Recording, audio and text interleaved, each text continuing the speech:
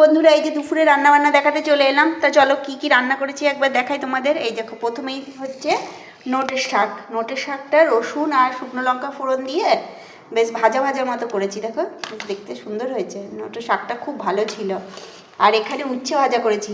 উচ্ছেগুলো আজকে এই যে লম্বা লম্বা করে কেটেছি, লম্বা লম্বা করে উচ্ছে ভাজা করেছি।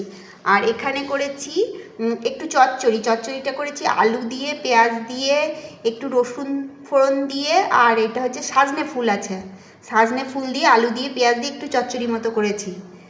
আর এখানে করেছি দেখো পটল আলুর রসা।